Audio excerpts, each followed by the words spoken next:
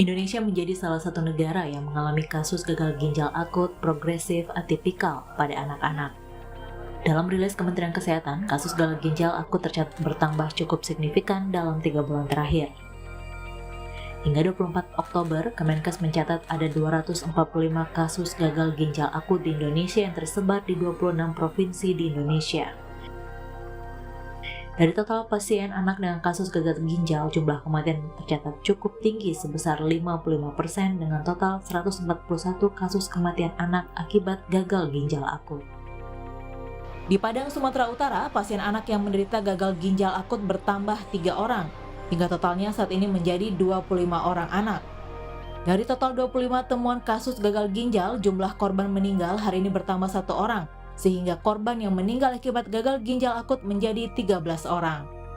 Kepala Dinas Kesehatan Sumatera Barat, Lila Yanwar, menyebut 1 pasien dilaporkan meninggal dunia di Rumah Sakit Adnan Kota Payakumbuh, Provinsi Sumatera Barat.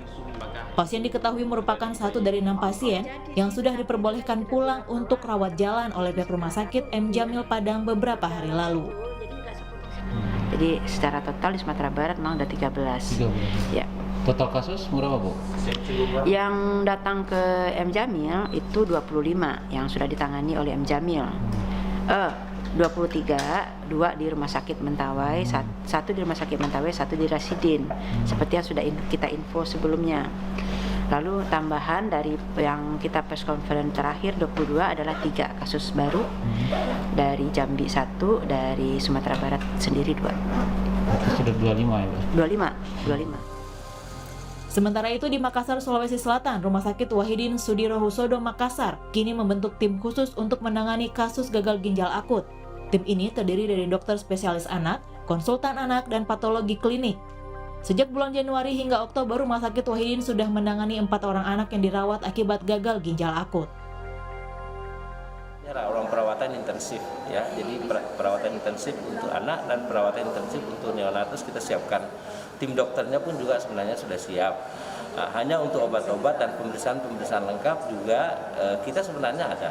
Ya, jadi tim kita siapkan, peralatan juga kita siapkan dan Sebelumnya, Badan Pengawas Obat dan Makanan BPOM sudah merilis 23 obat yang dinyatakan aman dan bisa digunakan. 23 obat ini merupakan bagian dari 102 obat yang sebelumnya ditemukan Kementerian Kesehatan sebagai obat yang digunakan oleh pasien anak yang mengalami gagal ginjal akut. Kemudian dari 102 obat, itu ada 23 produk tidak menggunakan keempat pelarut tersebut ya, propilen glikol, polietilen, glikol, sorbitol, dan atau gliserin, sehingga aman digunakan. Ada 23, itu lampiran 2 ya. Lampiran 2A. Nanti ada lampiran 2A. 2 bagian A, ada 23 produk yang aman. Memang pengawasan terhadap kadar pencemar di produk jadi itu tidak menjadi ketentuan dalam pengawasan, standar pengawasan atau standar apa istilahnya? Standar apa itu? Kompendia. Oh, standar kompendia atau standar pembuatan obat ya? Ya. Standar pembuatan obat tidak mensyaratkan adanya pengawasan produk jadi terhadap pencemar-pencemar tersebut, ya.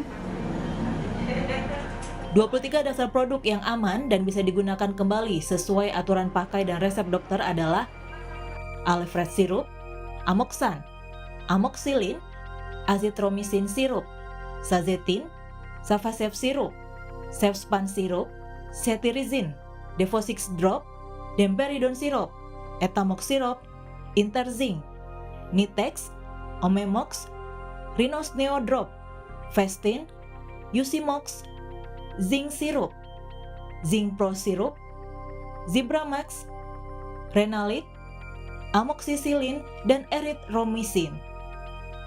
Sementara itu, BPOM juga menyebut ada 3 obat yang mengandung cemaran etilen dan diethylene glikol sehingga tidak aman digunakan, yakni Unibaby Cough Syrup, Unibaby Demam Syrup, Unibaby Demam Drop. Para orang tua wajib mewaspadai bila anak-anak tiba mengalami gejala seperti demam tinggi, anak mengalami gangguan pencernaan seperti muntah dan diare, anak dengan gangguan pernapasan seperti batuk dan pilek atau sesak nafas, anak mengalami kesulitan kencing atau volume urin yang keluar sangat sedikit dan berwarna kecoklatan. Sementara itu, pemerintah Kota Blitar, Jawa Timur merespon kasus gagal ginjal akut pada anak dengan melakukan sidak ke toko obat dan apotek di Blitar. Sidak ini sengaja dilakukan untuk memastikan ada tidaknya penjualan obat sirup atau cair di tengah melonjaknya kasus gagal ginjal akut pada anak. Kementerian Kesehatan terus memantau perkembangan kasus gagal ginjal akut pada anak dan sudah memesan obat jenis antidotum yang dipercaya bisa menyembuhkan pasien gagal ginjal. Tim Liputan Kompas TV.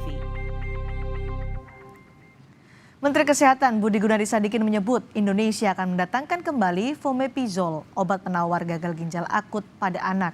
Sebelumnya Indonesia sudah menerima 20 vial obat penawar dari Singapura dan diberikan kepada 10 pasien di RSCM. Kita dengan WHO dan juga dengan pemerintah Gambia ditemukan obat yang namanya Fomepizole. Ya. Kita sudah menerima 20 vial dari Singapura. Kita menunggu mungkin dari Australia akan masuk 16 lagi, either malam ini atau besok pagi. Kita sedang proses untuk beli dari Amerika, mereka punya stok nggak terlalu banyak di sana. Kita juga sekarang sedang dalam proses untuk beli dari Jepang, mereka ada stoknya sekitar 2000-an. Nah ini kesiapan yang kita lakukan untuk menyediakan obat-obatnya. Dan dari obat yang sudah datang 10, kita sudah cobakan ke pasien, 7 diantaranya membaik kondisinya. Jadi, bagaimana pengawasan obat di Indonesia dan bagaimana tingkat keparahan kasus gagal ginjal akut saat ini? Kita bahas bersama juru bicara Dewan Pakar Ikatan Apoteker Indonesia, Kerry Lestari, dan juga ada Chandra Yoga Aditama, mantan Direktur WHO Asia Tenggara. Selamat malam, Pak Yoga, Bu Kerry. Selamat malam.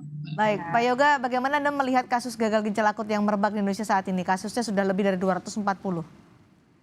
Ya, kasus gagal ginjal akut kan sudah diketahui dari beberapa hari yang lalu. Kemudian orang menghubungkannya dengan kejadian di Gambia. Karena saya disebutkan memang pernah bekerja di WHO, maka pada bulan September Gambia melaporkan hal itu ke WHO dan pada 5 Oktober 2022 ini WHO sudah kemudian mengeluarkan yang disebut sebagai Medical Product Alert nomor 6 yang menyebutkan beberapa obat yang mengandung kadar ethylene glycol dan diethylene glycol yang di atas kadar yang seharusnya. Mereka menyebutnya unexpectable amount gitu. Jadi memang ketemu obat itu yang dari India itu dan kemudian WHO berkomunikasi dengan India. Jadi tanggal 13 Oktober WHO kemudian berkomunikasi dengan India. Tapi harus diakui juga bahwa yang ada dalam Medical Product Alert nomor 6 itu adalah 4 obat itu. Memang ada di bawahnya dituliskan kemungkinan dampak obat diethylene glycol terhadap gangguan ginjal akut pada anak.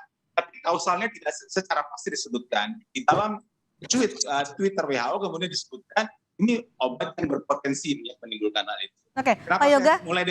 Kenapa saya mulai dengan ini? Karena menurut saya yang mesti kita lakukan saat ini adalah mencari penyebab pasti apa yang menyebabkan gagal ginjal akut pada anak. Penyebab pasti kan masih dalam investigasi. Kemarin BPOM dalam keterangan persnya menyatakan belum tentu gagal ginjal akut ini disebabkan oleh cemaran di EG atau EG yang ada di obat sirup. Anda menanggapi ini bagaimana? Karena selama ini diperkirakan ada cemaran itulah yang kemudian menyebabkan gagal ginjal akut. Memang untuk itu mestinya dilakukan penelitian yang intensif begitu kalau WHO mereka menggunakan sistem outbreak toolkit. Kita tahu misalnya saja ada 240-an kasus saat ini dan saya tidak punya angkanya berapa banyak yang sudah diketahui mengkonsumsi obat-obat yang sekarang ini sudah dilarang. Kalau memang ada hubungannya mungkin bisa disampaikan ke sana, tapi saya kira jumlah yang dinyatakan pasti minum obat 3 yang sedang sudah dilarang itu jumlahnya tidak sampai masih jauh di bawah 245 itu. Jadi karena itu outbreak toolkit mesti diterapkan supaya kita tahu persis penyebabnya, apakah kalau obat yang mana, kalau bukan obat apa penyebabnya, secara lebih pasti. Oke, Bu Kerry, dari sisi apoteker, bagaimana sebenarnya proses pembuatan hingga pengawasan obat yang ada? Karena selama ini kan obat ini juga dikonsumsi dan lolos dari pengawasan BPOM, juga diresepkan oleh dokter. Ya, sebetulnya bukan masalah lolos atau tidak lolos, karena sebetulnya SOP untuk pembuatan obat itu sudah jelas sesuai dengan CPOB dan itu mengacu kepada SOP global GMP. Jadi memang diethylene glycol dan ethylene glycol itu bukan pharmaceutical grade. Jadi bukan eksipien untuk pembuat obat. Sehingga kalau itu ada sifatnya adalah kontaminan, dan kalaupun itu ada dalam jumlah besar atau menjadi replacement, yaitu adalah katakanlah pencilan atau satu hal yang di luar SOP yang sudah ditentukan. Sehingga tadi Ibu Kepala Badan POM menyatakan bahwa ada 2 pabrik obat yang kemudian akan ditelisik lebih lanjut, dan ini termasuk ke dalam pelanggaran. Gitu. Oke, disebutkan oleh Menkes bahwa ada pelarut di obat sirup yang ditemukan berbahaya dan menimbulkan kristal di ginjal. Apakah selama ini tidak pernah ada pengawasan soal itu atau ada salah kaprah penggunaan pelarut obat? Kalau melihat dari fenomena terakhir, itu ada, jadi gini, kalau misalkan etilen glikol dan dietilen glikol itu dalam jumlah yang trace element, yaitu di bawah dari kadar yang memang dijadikan sebagai batas ambang, itu sebagai kontaminan dan dijadikan sebagai apa ya istilahnya, diperbolehkan untuk digunakan asal di bawah batas ambangnya, maksudnya begitu. Batas ambang itu dari mana? Adalah dari kompendium atau dari buku standar untuk pembuatan obat. Kalau di Indonesia Farmakope atau di global itu ada USP, dan seluruh dunia atau internasional juga melakukan hal yang sama. Jadi kalau itu sifatnya sebagai kontaminan, itu biasanya didasarkan kepada deklarasi dari manufaktur pembuat bahan baku obatnya, dan biasanya pembuat bahan baku obat pada saat mengirimkan bahan baku tersebut ke industri, dia memberikan sertifikat co-analysis, yang itu yang menjadi salah satu patokan dari perusahaan obat untuk menggunakan atau tidak menggunakan bahan obat tersebut. Dan pabrik obat itu mengecek secara random dari setiap bahan baku yang digunakan, apakah sesuai dengan CO-nya atau tidak. Demikian, Mbak. Oke, Pak Yoga, kemarin juga Kepala BPOM menyatakan bahwa produsen obat diminta untuk secara mandiri melaporkan bahan-bahan baku yang digunakan dalam produknya. Bagaimana dalam proses ini pengawasan bisa selaras dengan pelaporan secara mandiri yang dilakukan oleh produsen dan juga pengawasan dari BPOM supaya tidak ada lagi seperti ini kasus ini? Saya kebetulan dokter yang bekerja di WHO tadinya, dan saya tidak menguasai tentang pengawasan obat dan farmasi, itu bukan bidang yang saya geluti selama ini. Tetapi saya setuju sekali dengan pendapat, tentu saja kita semua setuju sekali dengan pendapat bahwa ini jangan sampai terjadi lagi. Sebenarnya ada 3 hal yang harus dilakukan saat ini kalau menurut pendapat saya yang paling utama. Nomor 1 adalah mencari sebab yang lebih pasti apa sebenarnya yang terjadi saat ini. Itu nomor 2. Tapi itu nomor 1. Nomor 2 adalah menangani secara maksimal pasien yang sudah ada, begitu, secara katakanlah all out begitu. Dan yang ketiga mencegah supaya jangan ada kasus-kasus baru lagi yang terjadi. Sementara dalam proses mencari sebabnya itulah tadi melakukan misalnya penggunaan toolkit atau upaya-upaya yang lain yang dilakukan secara lebih intensif sehingga kita bisa lebih tahu penyebabnya, sehingga langkah penanggulangannya bisa lebih pasti lagi di hari-hari ke depan. Karena kan ini orang tua masyarakat Indonesia, orang tua balita juga dalam kebingungan. Kalau tadi disebutkan sebelumnya karena diduga obat sirup tapi kemudian diralat dengan ada pernyataan bahwa belum tentu disebabkan oleh obat sirup. Jadi apa yang harus dilakukan oleh orang tua balita supaya tidak dihantui dengan kekhawatiran dan juga resiko seperti ini, Pak Yoga? Kalau menurut saya, kita sudah punya pengalaman sebenarnya dalam hal COVID juga ya. Dalam kacamata informasi. Marilah kita ikuti informasi yang benar, informasi yang jelas, informasi dari sumber yang tepat. Itu penting, karena kalau tidak kita bisa kalau di berbagai informasi yang tidak begitu jelas. Itu nomor 1. Nomor 2, kenapa saya memulai diskusi ini dengan menjelaskan apa sebenarnya isi medical product alert dari WHO yang mengatakan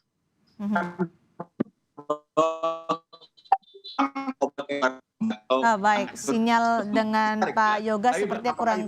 Apakah itu berhubung? Oke, sinyal Pak Yoga sepertinya masih agak kurang baik. Nanti akan saya kembali ke Pak Yoga sebelumnya, tapi ke Bu Keri terlebih dahulu. Bu Keri, obat sirup ini kan tidak hanya dikonsumsi oleh anak-anak, obat sirup juga ada dikonsumsi oleh orang dewasa.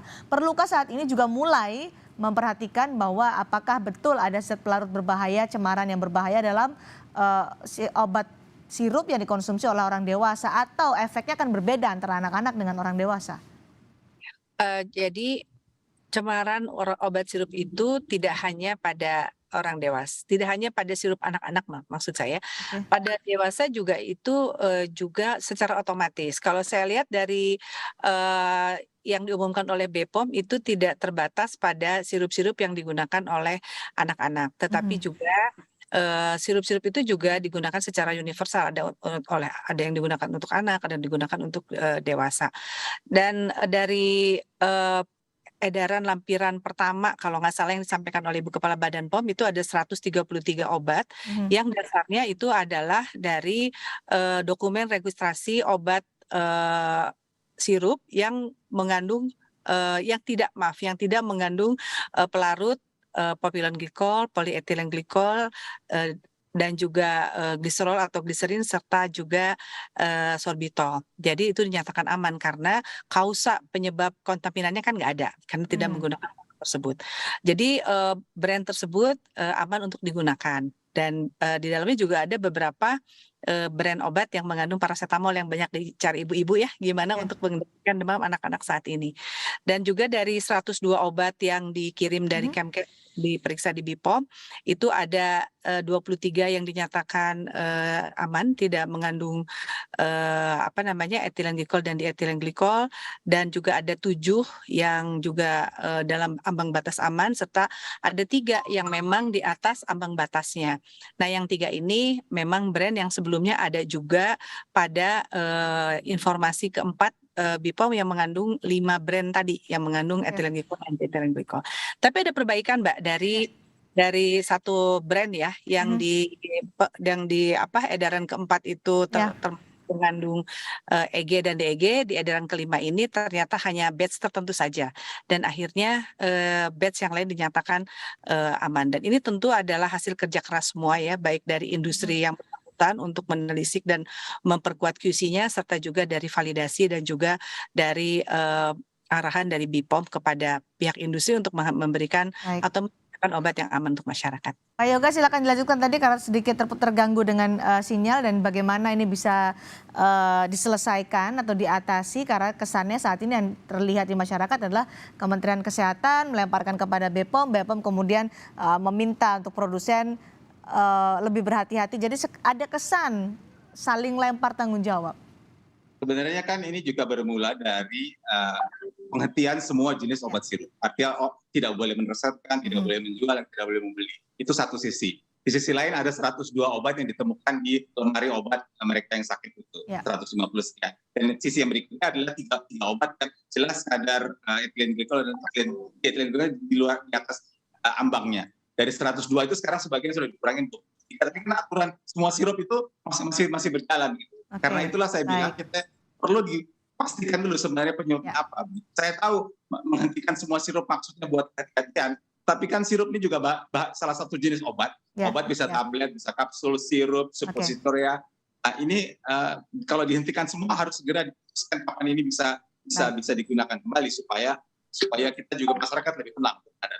Paling penting segera untuk mengetahui apa penyebab dari gagal ginjal akut pada anak di Indonesia. Terima kasih Pak Chandra Yoga, terima kasih Bu Keri Lestari sudah bergabung bersama kami di Sapa Indonesia malam hari ini.